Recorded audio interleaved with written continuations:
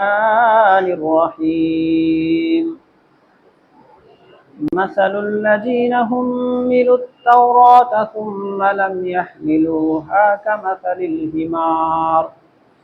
كمثل الحمار يحمل أسفارا بئس مثل القوم الذين كذبوا بآيات الله والله لا يهدي القوم الظالمين قل يا أيها الذين هادوا إن زعمتم أنكم أولياء لله من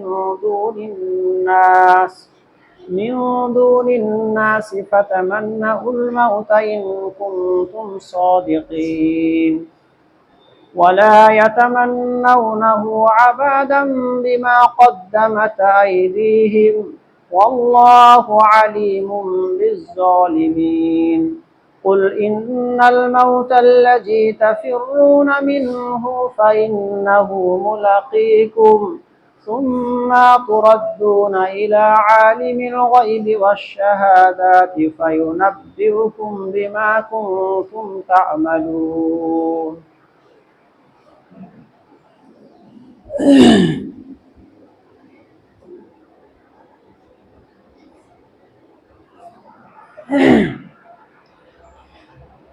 إن الحمد لله وحده والصلاة والسلام على من لا نبي بعده أما بعد أعوذ بالله من الشيطان الرجيم بسم الله الرحمن الرحيم وأقيموا الصلاة وآتوا الزكاة واركعوا مع الراكعين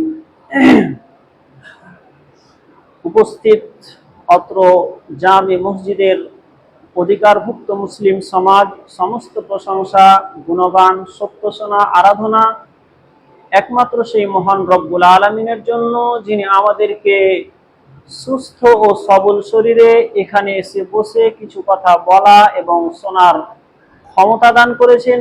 এই জন্য আমরা কৃতজ্ঞতা জ্ঞাপন করি, বলি আলহামদুলিল্লাহ। অতঃপর শত সহস্র দরুদ ও শান্তির ধারা বিবর্ষিত হোক নবী মুহাম্মদ সাল্লাল্লাহু আলাইহি ওয়াসাল্লামের উপর। আল্লাহুম্মা সাল্লি আলাইহি আল্লাহুম্মা বারিক আলাইহি। আমি আপনাদের সম্মুখে পবিত্র কোরআন হতে একটি আয়াত তেলাওয়াত করেছি। অত্র আয়াতকে আলোচনার কেন্দ্রবিন্দুতে রেখে যে বিষয়টি নিয়ে আলোচনা আমাদের চলছিল নামাজ কেন্দ্রিক, সেই নামাজ কেন্দ্রিক আলোচনারই আরো একটি পর্ব আমরা আলোচনা শুনব। নামাজ কেন্দ্রিক আলোচনার আজকে যেই পর্বটা আমরা আলোচনা শুনব সেটা হচ্ছে আজান থেকে নিয়ে শুরু করে নামাজের যে পদ্ধতি, সেই পদ্ধতি পর্যন্ত। আল্লাহ সুবহানাহু ওয়া তাআলা পবিত্র কোরআনের মধ্যে বলেন যে নিশ্চয় আমি মুমিনদের জন্য নামাজকে নির্ধারিত সময়ে ফরজ করেছি।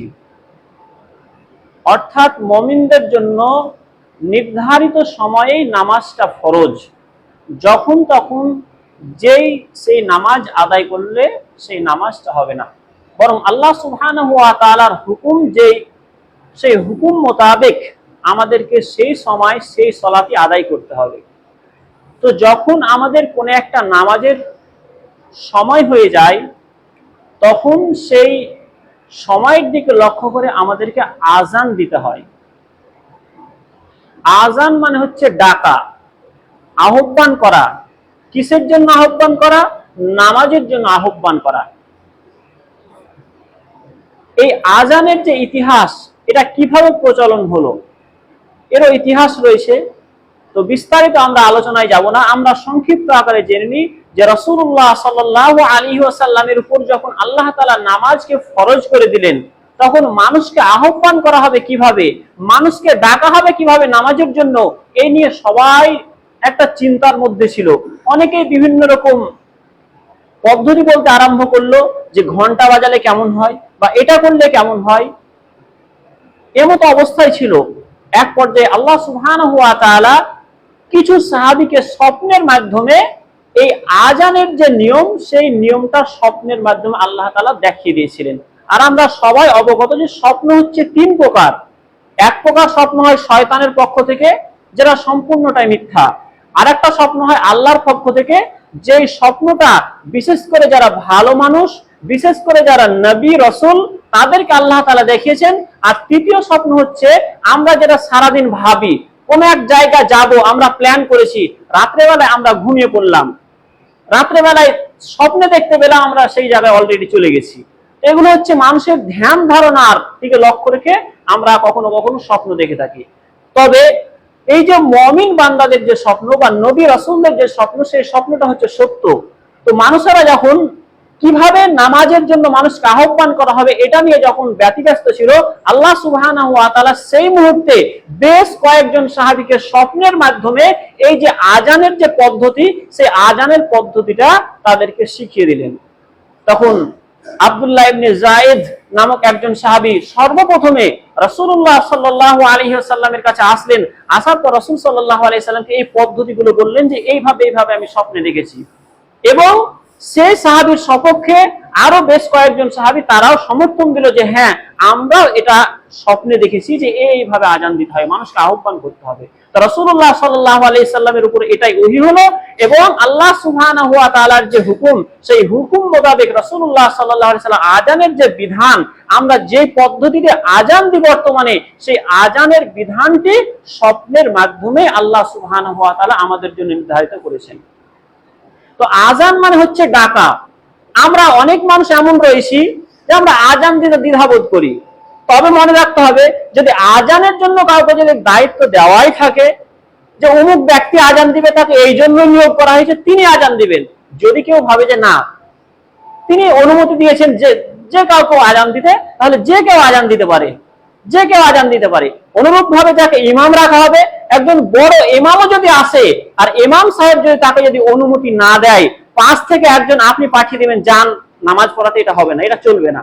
যিনি ইমাম রয়েছেন তিনি জ্ঞানে যদিও ছোট হন, কিন্তু তিনি যেহেতু ইমাম নির্ধারিত, তার অনুমতি ব্যতি রেখে সেই বড় আলেমও সেই ইমামতি করতে যেতে পারে না। তো আজানের ক্ষেত্রেও সেটাই, যে আজানের জন্য যদি কাউকে নির্ধারিত করা থাকে যে তিনি আজান দিবেন, তাহলে তিনি আজান দিবেন। তিনি যদি কাউকে অনুমতি দেন, তাহলে তিনি যে কেউ আজান দিতে পারেন। তো আজান আমরা দিতে দ্বিধাবোধ করি, কিন্তু না, আজানের অনেক ফজিলত রয়েছে, যে কারণে লজ্জা বা দ্বিধাবোধ করা উচিত নয়। কেমন ফজিলত রয়েছে? রাসূলুল্লাহ সাল্লাল্লাহু আলাইহি ওয়াসাল্লাম তিনি বলছেন যে লা ইয়াসমাউ মাদা সাউতিন মুআজ্জিন। রাসূলুল্লাহ সাল্লাল্লাহু আলাইহি ওয়াসাল্লাম বলছেন যে মুআজ্জিনের যে আজানের যে ধ্বনি, মুআজ্জিন আজানের যে ধ্বনি, সেই ধ্বনিটা জিন্নুন ওয়ালা ইনসুন ওয়ালা শাইইন ইল্লা শাহিদা লাহু ইয়াউমাল কিয়ামা। রাসূলুল্লাহ সাল্লাল্লাহু আলাইহি সাল্লাম বলছেন মুআজ্জিনের আজানের যে ধ্বনি, এই ধ্বনি যতজন শুনতে হবে আশেপাশে, জিন, ইনসান, এমনকি যত জীবজন্তু রয়েছে যারা শুনতে পাবে, কিয়ামতের দিন সেই মুআজ্জিনের সপক্ষে তারা কি করবে? সাক্ষ্য প্রদান করবে। আল্লাহর সামনে বলবে যে অমুক ব্যক্তি আজান দিয়েছে, আল্লাহ তুমি তাকে ক্ষমা করো। তো তারা কি করবে? জিন, মানে আশেপাশে যারা জিন রয়েছে, যারা মানুষ রয়েছে, এমনকি যারা জীবজন্তু, এবং কোন কোন হাদিসে এটাও এসেছে যারা নির্জীব, যাদের কোনো প্রাণ নেই, ইট বালি পাথর যা রয়েছে, আল্লাহ তাআলার হুকুমে তারাও কি করবে? কিয়ামতের দিন সেই মুআজ্জিনের সপক্ষে সাক্ষ্য দিবে যে হে আল্লাহ, তোমার অমুক বান্দা আজান দিয়েছে, অমুক বান্দা আজান দিয়েছে। তাহলে এত বড় একটা পুরস্কার যে আপনার আমার জন্য সেই সমস্ত জীবজন্তু তারাও সাক্ষ্য প্রদান করবে যদি আমরা আজান দিয়ে থাকি। অনুরূপ ভাবে রাসূলুল্লাহ সাল্লাল্লাহু আলাইহি ওয়াসাল্লাম তিনি মুআজ্জিনের যে মর্যাদা, মুআজ্জিনের যে সম্মান, সেটা আল্লাহ সুবহানাহু ওয়া তাআলা কিয়ামতের দিন বৃদ্ধি করে দিবেন, বৃদ্ধি করে দিবেন। রাসূলুল্লাহ সাল্লাল্লাহু আলাইহি ওয়াসাল্লাম তিনি বলছেন আল মুআজ্জিনুনা আতওয়ালুন নাসি আনাকান ইয়াউমাল কিয়ামা।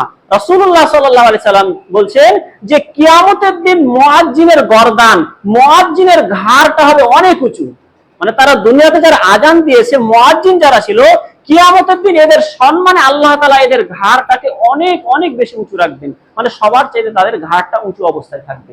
এটা হচ্ছে মুআজ্জিনের সম্মান বা মুআজ্জিনের মর্যাদা।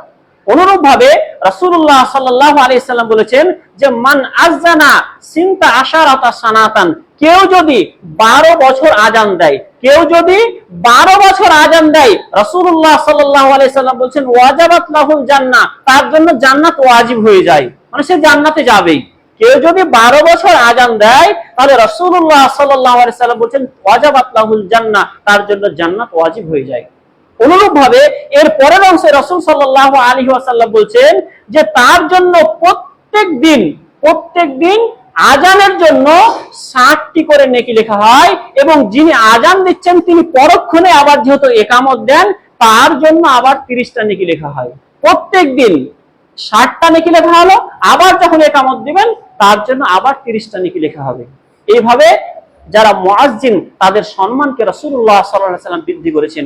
এমনকি আরো একটি সম্মান বা আরো একটা পুরস্কার মুয়াজ্জিনদের জন্য, যে যেহেতু এটা একটা ভালো কাজ, আজান মানুষকে নামাজের জন্য আহ্বান করা, যেহেতু এটা একটা ভালো কাজ, আর কোনো মানুষ যদি কোনো মানুষকে ভালো কাজের দিকে আহ্বান করে, রাসূলুল্লাহ সাল্লাল্লাহু আলাইহি ওয়াসাল্লাম বলছেন মান দাল্লা আলা খায়রিন ফালাহু মিথলু আজরু ফাইলিহি, যে ব্যক্তি মানুষকে কোনো একটা ভালো কাজের দিকে আহ্বান করে, তাহলে আহ্বানকারীর ডাকে কেউ যদি সাড়া দিয়ে সেও যদি নামাজে এসে বা সে ভালো কাজটা যদি করে, তাহলে সে ভালো কাজটা করে যেই নেকি পাবে, যে আহ্বান করেছিল, যে ডেকেছিল, সেও তার সমপরিমাণ নেকি পাবে। মানে উদাহরণস্বরূপ যে একজন মুয়াজ্জিন ধরুন আজান দিল, আজানের জন্য এবার তার ডাকে সাড়া দিয়ে মুসল্লিরা নামাজ পড়তে আসলো, তো মুসল্লি নামাজ পড়ে যে নেকিটা পাবে, যে আজান দিয়ে তাকে ডেকেছিল সেও তার সমপরিমাণ নেকি পাবে। মানে আপনি যদি নামাজ পড়ে যদি 100 নেকি পান, সেই 100 নেকি থেকে যে আজান দিয়েছিল, যে ডেকেছিল, সেও 100 নেকি পেয়ে গেল। এইভাবে যতজন আসবে ততজনের সমপরিমাণ সে যদি নেকি পায়, তার তো নেকির পাহাড় হয়ে যাবে।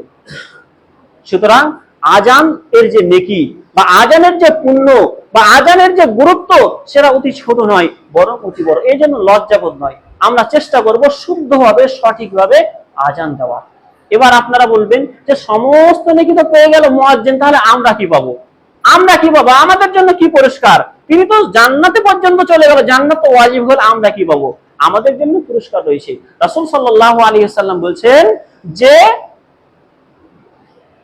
ইজা ওয়ালাল মুয়াজ্জিন, যখন মুয়াজ্জিন বলে আল্লাহু আকবার, যখন মুয়াজ্জিন বলে আল্লাহু আকবার, যখন কেউ শুনে সেটাই বলে, অর্থাৎ মুয়াজ্জিন যখন বলে আল্লাহু আকবার, একজন ব্যক্তি শুনে সেটাই বলল।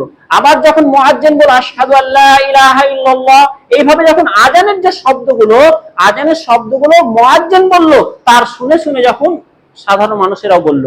রাসূল সাল্লাল্লাহু আলাইহি সাল্লাম বলেন এইভাবে বলতে বলতে যখন লা ইলাহা ইল্লাল্লাহ শেষ হয়ে গেল আজান, রাসূল সাল্লাল্লাহু আলাইহি সাল্লাম বলেন সেও শুনে শুনে সেটাই বলল, তাহলে কি হবে? দাখালাল জান্নাত, সে জান্নাতে প্রবেশ করবে। তাহলে মুয়াজ্জিনের যেমন জান্নাত পাবে আজান দেওয়ার কারণে, অনুরূপ ভাবে মুয়াজ্জিন যেটা বললো আমরা যদি শুনে শুনে সেটাও যদি বলি, আমাদের জন্য জান্নাত। এমনকি অন্য হাদিসে রাসূল সাল্লাল্লাহু আলাইহি সাল্লাম বলেন মান ক্বালা হিনা ইয়াসমাউন নিদা, যখন কোন ব্যক্তি বলল, যখন সে আজান শুনলো, আজান শোনার পর যখন কোন ব্যক্তি বলল, কি বলল? আল্লাহুম্মা রাব্বা হাযিহি দাওয়াতিত তাম্মা ওয়াস সালাতিল কায়িমা আতি মুহাম্মাদানিল ওয়াসিলাতা ওয়াল ফাজিলা ওয়া বা'আথহু মাকামান মাহমুদানিল্লাযী ওয়া'আতা। অর্থাৎ আজানের পরের যে দোয়া, সেই দোয়াটি যারা বলবে, রাসূল সাল্লাল্লাহু আলাইহি ওয়াসাল্লাম বলেন হাল্লাত লাহু শাফাআতি ইয়াউমাল কিয়ামা, তার জন্য শাফাত, তার জন্য সুপারিশ করা আমার জন্য ওয়াজিব হয়ে যায়। মানে আজানের পর, আমি আজানের শব্দগুলো তো বললাম, বলার পর আজানের শেষে যে দোয়া, প্রথমে দরুদ শরীফ পড়তে হয়, এরপরে যে দোয়া আল্লাহুম্মা রাব্বা হাযিহি দাওয়াতিত তাম্মা, এই দোয়াটা যদি আমরা পড়ি, রাসূলুল্লাহ সাল্লাল্লাহু আলাইহি সাল্লাম বলেন তার জন্য সুপারিশ করা ওয়াজিব হয়ে যায়। মানে রাসূলুল্লাহ সাল্লাল্লাহু আলাইহি সাল্লাম তার জন্য সুপারিশ করবে। এই জন্য আজান যিনি দিবেন তিনি ফজিলতপূর্ণ, যিনি শুনবেন শুনে শুনে যিনি জবাব দিবেন এবং আজানের দোয়া যিনি পাঠ করবেন তিনি অনেক সম্মানের অধিকারী হবেন। এমনকি তার জন্য সুপারিশ করা রাসূলুল্লাহ সাল্লাল্লাহু আলাইহি সাল্লাম ভাষা অনুযায়ী যে ওয়াজিব হয়ে যায়, অর্থাৎ রাসূল সাল্লাল্লাহু আলাইহি সাল্লাম অবশ্যই তার জন্য সুপারিশ করবে। এবার আমরা এটা ভাবলে হবে না যে আজান দিলাম আর বাড়ি চলে গেলাম, না, এটা বললে হবে না। আজান দিয়েছি জান্নাত পেয়ে গেছি মানে বাড়ি চলে গেল, এমনটি নয়। আজান দিলাম কি জন্য? নামাজ পড়ার জন্য, নামাজ আসার জন্য আহ্বান করলাম মানুষকে, তারা আসবে। এবার আমাদের উচিত হচ্ছে যখন আমরা আজান শুনে নিলাম, যদি আমরা মমিন হই বা ইমানদার হই, আমাদের উচিত হচ্ছে আজান শোনার পর মসজিদের দিকে আসা, মসজিদের দিকে আগমন করা, জামাতের সঙ্গে সালাত আদায় করা। আমরা অনেক মানুষ এমন রয়েছে আজান শুনতে পাই, আজান শোনার পরে আমরা নিজেদের কর্ম নিয়ে আমরা ব্যস্ত, নিজেদের কাজ নিয়ে ব্যস্ত, আমরা অলসতা বশত আমরা সেই নামাজটিকে ছেড়ে দিই। এমনটি করলে হবে না, আমাদেরকে জামাতের সঙ্গে সালাত আদায় করতে হবে। আল্লাহ সুবহানাহু ওয়া তাআলা পবিত্র কোরআনের মধ্যে আল্লাহ তাআলা বলছেন ওয়া আকিমুস সালাত, তোমরা সালাত কায়েম করো, ওয়া আতুজ যাকাত, যাকাত প্রদান করো, ওয়ারকাউ মা'আর রাকিন, অর্থাৎ রুকুকারীদের সঙ্গে রুকু করো, অর্থাৎ জামাতের সঙ্গে সালাত আদায় করো। নামাজ পড়া যেরকম ভাবে ফরজ, অনুরূপ ভাবে জামাতের সঙ্গে সালাত আদায় করাটা হচ্ছে ফরজ। এমনকি অনেক সাহাবীর এমন উক্তি রয়েছে, তিনারা বলছেন যে কেউ যদি আজানের ডাক শুনতে পায়, অর্থাৎ আজান হয়ে গেছে, এই ডাক সে শুনতে পেল, অথচ সেই ব্যক্তি জামাতে এসে হাজির হলো না, তারা বলছেন যে তার কোনো নামাজই নেই, তার নামাজটা বৃথা।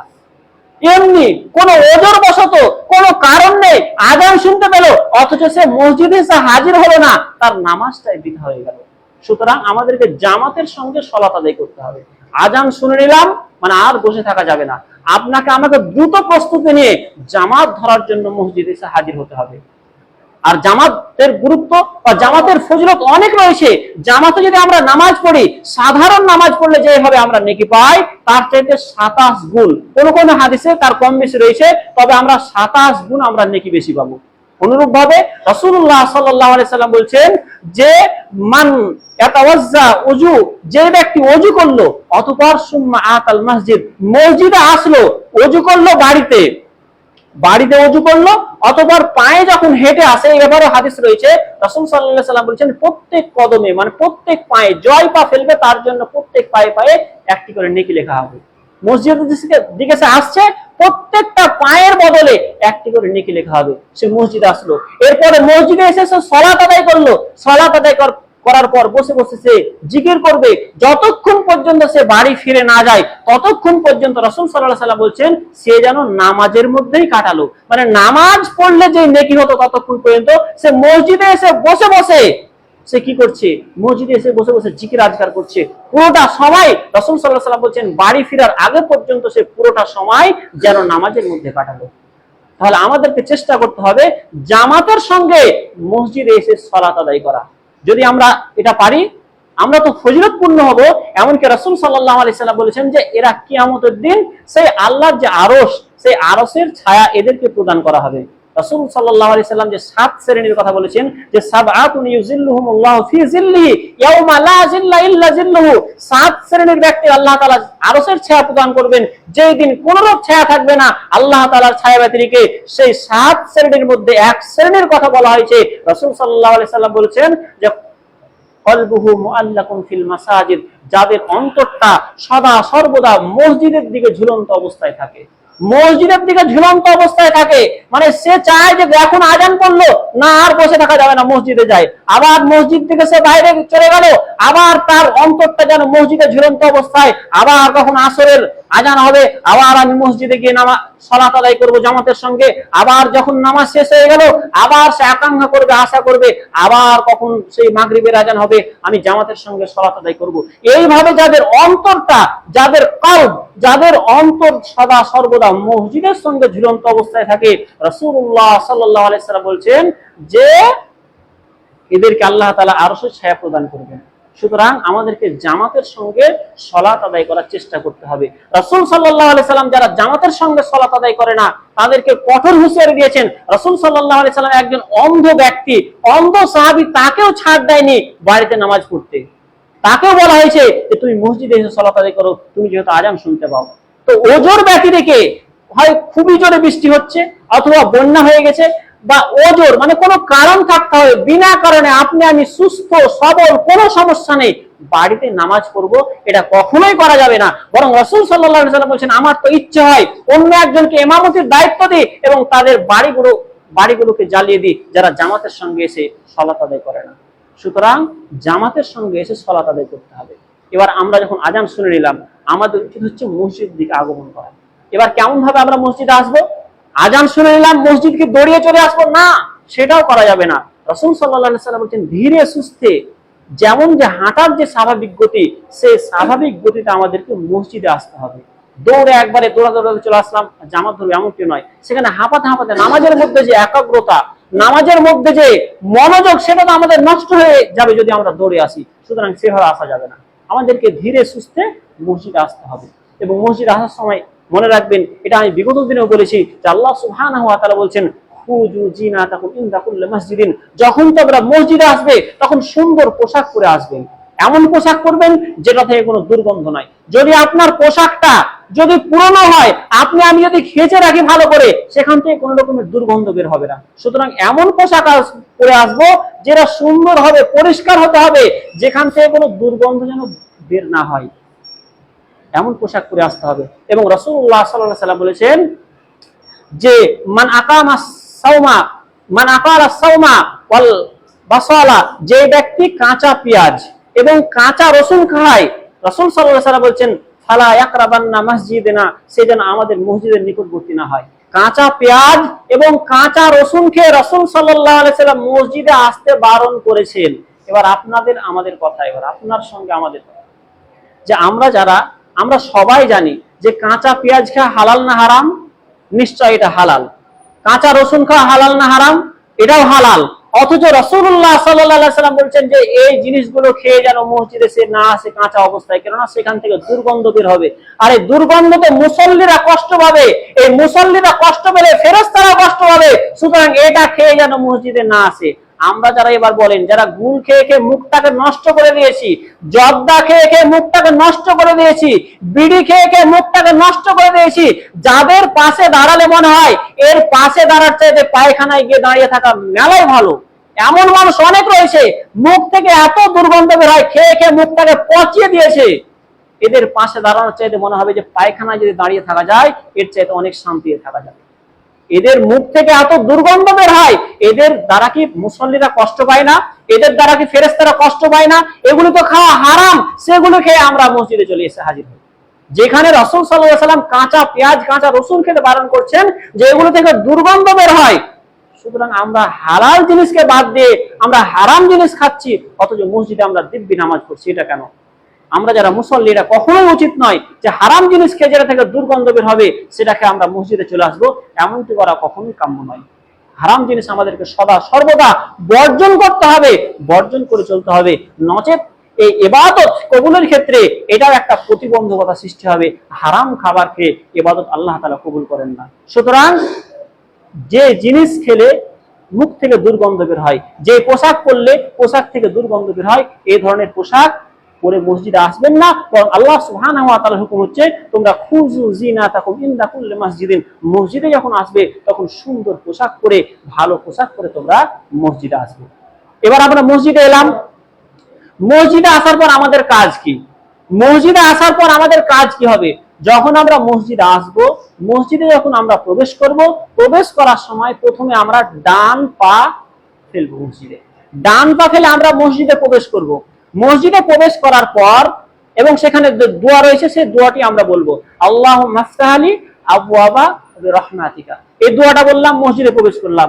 মসজিদে প্রবেশ করার পর এই যে আযান থেকে ইকামত পর্যন্ত যে সময়, এই সময়টা হচ্ছে খুবই গুরুত্বপূর্ণ সময়। রাসূলুল্লাহ সাল্লাল্লাহু আলাইহি ওয়াসাল্লাম বলছেন লা ইউরাদ্দু দুআউ বাইনাল আযানি ওয়াল ইকামা, অর্থাৎ আযান এবং ইকামত এর মাঝের যে মিডিলের যে সময়টা, এই সময়টাই কোনো দোয়াকে ফেরত দেওয়া হয় না। অর্থাৎ যে দোয়া করে, যেটা চায়, আল্লাহ তাআলা সেটা কবুল করেন। তো এই টাইমটাতে আযান থেকে ইকামত পর্যন্ত এই যে গুরুত্বপূর্ণ সময়, এই সময়টা যেন আমরা মসজিদে এসে কোনো মোবাইল টিপে বা ইয়ারকি ফাজলামের মাধ্যমে বা একে অপরকে টিটকারি দিয়ে বা কথা বলে বা গল্প করে আমরা যেন এই গুরুত্বপূর্ণ সময়টাকে আমরা নষ্ট না করে দিই। মসজিদে তো গল্প করাই যাবে না। একজন ব্যক্তি নামাজ পড়ছে, আরেকজন ব্যক্তি পাশে বসে গল্প করতে পারে না, তার নামাজে ডিস্টার্ব হবে, তার নামাজে সমস্যা হবে। এমনকি কোরআন পড়তেও নিষেধ করা হয়েছে, যদি একজন ব্যক্তি যদি নামাজ পড়ে, আরেকজন ব্যক্তি পাশে বসে জোরে জোরে চিৎকার করে কোরআন পড়বে, এটাও নিষেধ করা হয়েছে। সুতরাং এটা যদি নিষেধ হয়, তাহলে গল্প করা বা ইয়ার্কি ফাজলামি করা এগুলো কোনোটি কাম্য নয়। আর এই সময়টা হচ্ছে গুরুত্বপূর্ণ সময়, এই গুরুত্বপূর্ণ সময়টা আমরা যেন ইয়ার্কি ফাজলামি বা মোবাইল টিপে বা কোনো কিছু কাজ করে নষ্ট করে দিলে হবে না, বরং আমরা প্রথমে এসে মসজিদে ঢুকার প্রথমে যদি দেখি যে সময় রয়েছে, আমরা কি করব, সময় থাকলে আমরা সুন্নাত যদি থাকে সেই নামাজের আমরা সুন্নাত পড়ব। এবং যদি আমরা বসতে চাই এসে, তাহলে আমাদেরকে 2 রাকাত সালাত আদায় করে বসতে হবে। এসে মসজিদে প্রবেশ করে আমি ডাইরেক্ট এসে বসে যেতে পারি না, বরং মসজিদের হক হচ্ছে আগে 2 রাকাত সালাত আদায় করো, এরপরে বসো যদি সময় থাকে। আর যদি সময় না থাকে, হয়তো 1 মিনিট সময় রয়েছে, 1.5 মিনিট সময় রয়েছে, সেখানে সুন্নাত পড়া যাবে না, আপনি এসে সেটা বসতে পাবেন না। আপনি কিছুটা সময় দাঁড়িয়ে আপনি জামাতের সঙ্গে সালাত আদায় করবেন। আর এসে মসজিদের আগে হকটা আদায় করতে হবে, সেই হকটা হচ্ছে 2 রাকাত সালাত আদায় করতে হবে, এসে ডাইরেক্ট বসা যাবে না। এরপরে শুরু হবে আমাদের জামাত। জামাতে দাঁড়ানোর ক্ষেত্রেও কিছু নিয়ম রয়েছে, এগুলো আমাদের মনে রাখতে হবে। আমরা বেশিরভাগ মানুষ আসি, আমরা 50 বছর 60 বছর ধরে আমরা নামাজ পড়ছি, প্রত্যেকদিন আমরা নামাজের পদ্ধতি আমরা সবাই জানি, এরপরও দাঁড়ানোর ক্ষেত্রে অলসতা, এইদিকে ফাঁকা ওইদিকে ফাঁকা, এক কাতার পূর্ণ হয় না, দ্বিতীয় কাতারে দাঁড়ানো আরম্ভ করি, এগুলো কোনোটি উচিত নয়। রাসূল সাল্লাল্লাহু আলাইহি সাল্লাম বলছেন যে পুরুষদের জন্য উত্তম কাতার হচ্ছে প্রথম কাতার, পুরুষদের জন্য উত্তম কাতার হচ্ছে প্রথম কাতার, এবং সবচেয়ে নিকৃষ্টতম কাতার হচ্ছে শেষ কাতার। পুরুষদের জন্য উত্তম কাতার হচ্ছে প্রথম কাতার এবং নিকৃষ্ট কাতার হচ্ছে শেষের কাতার, এবং মহিলাদের জন্য উত্তম হচ্ছে শেষের কাতার।